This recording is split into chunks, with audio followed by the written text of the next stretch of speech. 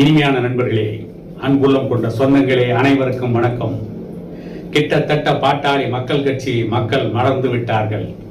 இனி பாட்டாளி மக்கள் கட்சி எழுச்சி பெற முடியாது என்று சிலர் சமூக வலைதளங்களிலே பதிவிட்டுக் கொண்டிருக்கிறார்கள். அவர்கள் சொல்வதில் உண்மையா அல்லது உண்மை இல்லையா, அவர்கள் சொல்வது பொய்யா என்பதை பற்றி சற்று விரிவாக காண்போம். பாட்டாளி மக்கள் கட்சி ஏதோ நேற்றிரவு பெய்த மழையில் இன்று காலையில் முளைத்த காளான் அல்ல. கிட்டத்தட்ட இந்திய சுதந்திரத்திற்கு எப்படி ஒரு போராட்ட வரலாறு இருக்கிறதோ அதை போல சமூக நீதிக்கும் ஒரு மிகப்பெரிய போராட்ட வரலாறு இருக்கிறது. அந்த போராட்ட வரலாற்றில் ஆங்காங்கே இடையிடையே பயணம் செய்து போனவர்கள் தான் திமுக, அண்ணா திமுக, இன்னும் சில சமூக நீதி தலைவர்கள் என்று சொல்லிக் கொண்டிருக்கின்ற சில லெட்டர்பேடு கட்சிகள். ஆனால் அந்த போராட்டத்தின் நீண்ட நெடிய பயணத்தில் தொடர்ந்து பயணம் செய்து கொண்டிருப்பது பாட்டாளி மக்கள் கட்சி. தமிழகத்திலே இன்றைக்கு ஆளுகின்ற திமுக மொழிப்போர் நடத்தியது என்று சொல்வார்கள். மொழிப்போரை நடத்தினார்கள், ஜாதி இல்லை என்று சொன்னார்கள், ஜாதிகளை ஒழிப்போம் என்று சொன்னார்கள். ஆனால் இன்று வரை எந்த ஜாதியும் அவர்கள் ஒழிக்கவில்லை.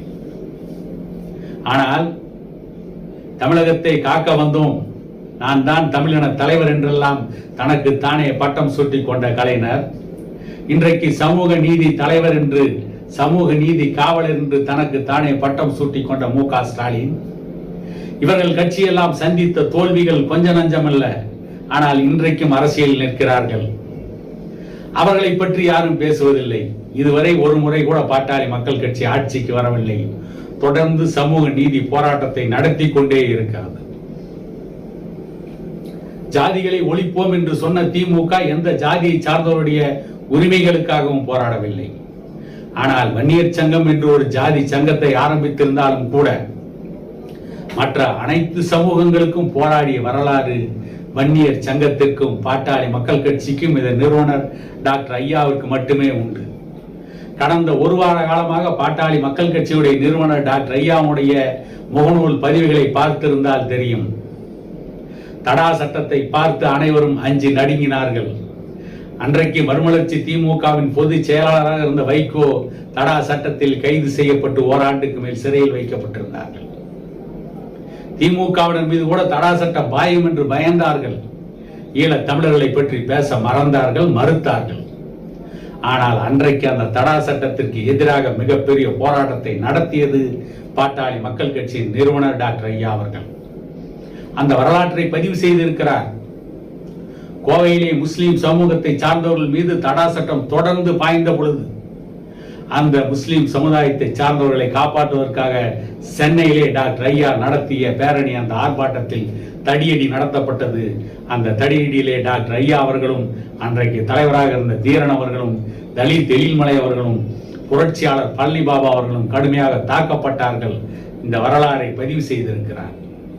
இப்படிப்பட்ட வரலாறு படைத்த டாக்டர் ஐயா, அதை போலவே நாகர்கோவிலில் முஸ்லிம் சமூகத்தினுடைய மத குரு, மத போதகர் அநியாயமாக படுகொலை செய்யப்பட்ட பொழுது அங்கே நடக்க இருந்த இந்து முஸ்லிம் மத கலவரத்தை தடுத்து நிறுத்தியதில் டாக்டர் ஐயா அவர்களுக்கு மிகப்பெரிய பங்கு உண்டு என்பதையும் அவர் முகநூல் பக்கத்திலே பதிவு செய்திருக்கிறார்.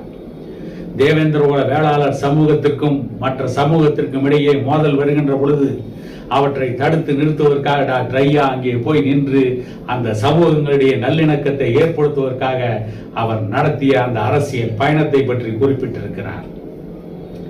தமிழகத்திலே ஜாதியை ஒழிக்க வந்தோம் என்று சொன்ன திமுக ஜாதி மோதல்களை தடுத்து நிறுத்த எங்கேயும் போய் நின்றதில்லை. அண்ணா திமுக நின்றதில்லை, எம்ஜிஆர் போனதில்லை, ஜெயலலிதா போனதில்லை, கலைஞர் கருணாநிதி போனதில்லை, காங்கிரஸ் கட்சியை சார்ந்தவர்கள் போனதில்லை.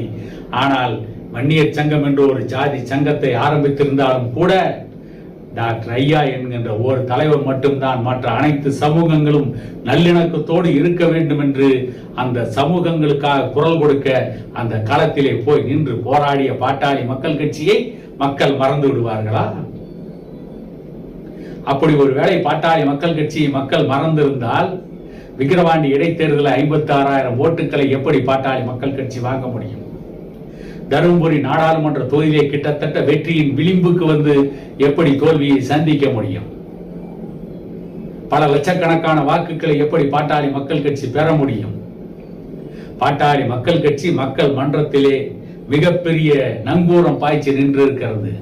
எப்படி கடலிலே கப்பல் நங்கூரத்தை பாய்ச்சி நிற்கிறதோ அதை போல மக்கள் மனதிலே பாட்டாளி மக்கள் கட்சி நங்கூரம் பாய்ச்சி நின்றிருக்கிறது.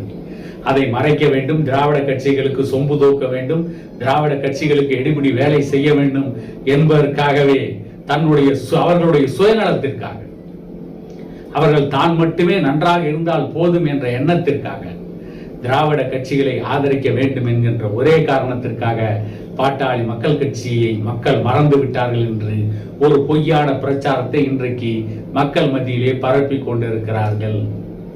நான் கேட்பது என்னவென்று கேட்டால், பாட்டாளி மக்கள் கட்சி தான் மக்களை மறந்து விட்டார்களே, பிறகு ஏன் இவர்கள் பேசிக் கொண்டிருக்கிறார்கள்? இவர்கள் அமைதியாக இருந்து விடலாம் அல்லவா? இருக்க மாட்டார்கள். மக்கள் மறந்து விட்டார்கள் என்று சொன்னால்தான் இன்னும் சிலரை தன்னுடைய பக்கம் திருப்ப முடியும் என்பதற்காக இப்படிப்பட்ட ஒரு பொய்யான பிரச்சாரத்தை கட்டவிழ்த்து விட்டுக் கொண்டிருக்கிறார்கள். அது மட்டுமல்ல, இப்பொழுது திரைப்படங்கள் வாயிலாக திரைப்படங்கள் ஜாதியை ஒழிக்கிறது என்று சொல்லிக்கொண்டு மாரி செல்வராஜ் போன்றவர்கள், ரஞ்சித் போன்றவர்கள், ஞானவேல் ராஜா போன்றவர்கள், இன்னும் சிலர் வருகிறார்கள் திரைப்படங்களிலே. பன்றி குட்டிகளையும் கழுதை குட்டிகளையும் திரைப்படத்திலே காட்சி படித்து விட்டு இவர்கள் ஏதோ மிகப்பெரிய படைப்பாளிகள் என்பதை போல காட்டிக்கொண்டு ஏற்கனவே உழைத்துக் கொண்டிருக்கின்ற மக்களை அவமானப்படுத்திக் கொண்டிருக்கிறார்கள். அதிலே மாரி செல்வராஜ் போன்றவர்கள் எல்லாம், நான் கொத்தனார் வேலை செய்தேன், பெட்ரோல் பங்கிலே வேலை செய்தேன், சரவணா ஸ்டோரில் வேலை செய்தேன். ஆனால் என்ன, இப்பொழுதும் சரவணா ஸ்டோரில் வேலை செய்கிறார்கள், கொத்தனார் வேலை செய்கிறார்கள், பெட்ரோல் பங்கிலே வேலை செய்கிறார்கள். அது என்ன தவறு? இந்த மாரி செல்வராஜை விட கடினமாக உழைத்த மக்கள் எல்லாம் இன்றும் உழைத்துக் கொண்டே இருக்கிறார்கள். இதுவரை உழைத்துக் கொண்டே மடிந்த மக்கள் உண்டு. கடல் கடந்த நாடுகளுக்கு சென்று ஒட்டகம் மேய்ப்பவர்கள் இல்லையா? அவர்கள் படாத துன்பத்தை இந்த சினிமாவை இயக்கி இந்த திரைப்பட இயக்குநர்கள் சந்தித்து விட்டார்களா? எவ்வளவு இன்னல்களை இன்றைக்கு நாடு சந்தித்துக் கொண்டிருக்கிறது. குறைந்த கூலிக்கு கடினமான உழைப்பை கொடுத்துக் கொண்டிருக்கின்ற மக்கள் எத்தனை பேர் இருக்கிறார்கள்? அவர்கள் கஷ்டத்தை சொல்ல முடியுமா? அவர்கள் வலியை சொல்ல முடியுமா? அவர்களுடைய வேதனையை சொல்ல முடியுமா? இவர்களுக்கு திரைப்படம் கையிலே கிடைத்து விட்டது, இவர்களுக்கு வாய்ப்பு கிடைத்தது, இவர்கள் திரைப்படங்களை இயக்கிவிட்டார்கள். ஆகவே இவர்கள் கஷ்டப்பட்டதை போல இன்றைக்கு மக்களிடையே சொல்லிக் கொண்டிருக்கிறார்கள். இது எவ்வளவு பெரிய அயோக்கியத்தனம்! உலகத்திலேயே வியக்க வைக்கின்ற அளவுக்கு திரைப்படங்களை இயக்கிய படைப்பாளிகள் உண்டு. ஸ்டீவன் ஸ்பீல்பர்க் ஜுராசிக் பார்க் என்கின்ற ஒரு படத்தை இயக்கினார். பூமியில் அழிந்து போன டைனோசர் மிருகங்களை கொண்டு வந்து காட்சிப்படுத்தி உலகத்தையே வியக்க வைத்த அந்த இயக்குனர் எங்கே இருக்கிறார் என்று கூட தெரியாது. அவ்வளவு அமைதியாக இருக்கிறார்கள் ஆஸ்கார் விருது வாங்கியவர்கள். ஜேம்ஸ் கேமரூன் டைட்டானிக் திரைப்படத்தை இயக்கினார். பலமுறை தோல்வி கண்ட அந்த டைட்டானிக் திரைப்படம் கடைசியாக ஜேம்ஸ் கேமரூன் இயக்கத்தில் அந்த திரைப்படம் உலகம் எங்கும் ஒரு மிகப்பெரிய அதிர்வலை ஏற்படுத்தியது. இங்கிலாந்திலிருந்து அமெரிக்காவிற்கு பயணம் செய்த அந்த டைட்டானிக் கப்பலிலே விபத்து ஏற்பட்டு அந்த விபத்தில் ஏழைகள் கண்டுகொள்ளாமல் அந்த கடலிலேயே மூழ்கடிக்கப்பட்டார்கள். பணம் படைத்தவர்களை மட்டும் தப்பிக்க வைத்தார்கள் என்று சரித்திரத்திலே மூழ்கி போன ஒரு உண்மையை அந்த டைட்டானிக் திரைப்படத்தில் காட்சிப்படுத்தி உலகத்திற்கே வெளிச்சம் போட்டு காட்டினான் ஜேம்ஸ் கேமரூன். அவர் கூட இப்படி தன்னை ஒரு மிகப்பெரிய படைப்பாளி என்று எங்கும் கொக்கரித்துக் கொள்ளவில்லை, மார்தட்டிக் கொள்ளவில்லை. நான் மிகவும் கஷ்டப்பட்டேன், பிதுக்கப்பட்டேன், நசுக்கப்பட்டேன் என்றெல்லாம் எந்த இடத்திலும் ஜேம்ஸ் கேமரூன் சொல்லவில்லை. ஏதோ ஒன்று ரெண்டு படங்களை இயக்கிவிட்டார் என்பதற்காக இவர்கள் கொடுக்கின்ற பில்டப் சாதாரண பில்டப்பா? இவர்கள் என்னென்ன கதையெல்லாம் விட்டு கொண்டிருக்கிறார்கள், கம்பி கட்டுகின்ற கதையெல்லாம் சொல்லிக் கொண்டிருக்கிறார்கள். அதையும் இந்த தமிழ் சமூகம் கேட்டுக் கொண்டிருக்கிறது. இதை ஏன் நான் இப்பொழுது பதிவு செய்கிறேன் என்று சொன்னால், கிட்டத்தட்ட பல ஆண்டுகளுக்கு முன்பே இப்படிப்பட்ட அவலங்கள் எல்லாம் தமிழகத்திற்கு வரும். இப்படி திரைப்படங்கள் தமிழ் சமூகத்தை சீரழிக்கும் என்பதற்காகவே டாக்டர் ஐயா அவர்கள் 5 ஆண்டுகள் திரைப்படங்களை தடை செய்ய வேண்டும் என்று பல ஆண்டுகளுக்கு முன்பே போராடிய தீர்க்கதரிசி. மக்களை காப்பாற்ற வேண்டும், மக்கள் சீரழிந்து விடக் கூடாது என்பதற்காகவே இப்படிப்பட்ட ஒரு நிலைமையை பல ஆண்டுகளுக்கு முன்பே மக்கள் மத்தியிலே பகிரங்கமாக பேசியவர் டாக்டர் ஐயா மட்டும்தான். அனைத்து அரசியல் தலைவர்களும் பேச தயங்கியதை பாட்டாளி மக்கள் கட்சியின் நிறுவனர் டாக்டர் ஐயா மட்டுமே பேசியிருக்கிறார். ஆகவேதான் சுயநலவாதிகள்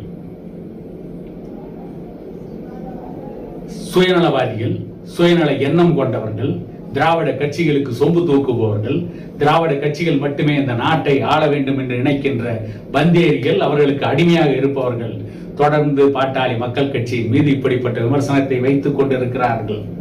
பாட்டாளி மக்கள் கட்சி மக்கள் மறந்து விட்டார்கள் என்று இவர்கள் சொல்லிக் கொண்டிருக்கிறார்கள். இவர்களை மக்கள் மறந்துவிடக் கூடாது என்பதற்காக பாட்டாளி மக்கள் கட்சியின் மீது அவதூறை கிளப்பிக் கொண்டிருக்கிறார்கள். இவர்களால் திமுகவை எதிர்க்க முடியாது, அண்ணா திமுகவை எதிர்க்க முடியாது, சாராயத்திற்கு எதிராக பேச முடியாது, போதைப் பொருளுக்கு எதிராக பேச முடியாது, சினிமாவில் வருகின்ற ஆபாச காட்சிகளுக்கு எதிராக பேச முடியாது. ஆகவேதான் பாட்டாளி மக்கள் கட்சிக்கு எதிராக பேசிக் கொண்டிருக்கிறார்கள். மக்களுக்கு நல்லதை சொல்கின்ற பாட்டாளி மக்கள் கட்சிக்கு எதிராக பேசிக் கொண்டிருக்கிறார்கள். மக்கள் விரோத செய்கையில் ஈடுபட்டுக் கொண்டிருக்கிறவர்களை மனித புனிதர் என்றும் தியாகி என்றும் இவர்கள் காட்டுவதற்கு முயற்சித்துக் கொண்டிருக்கிறார்கள்.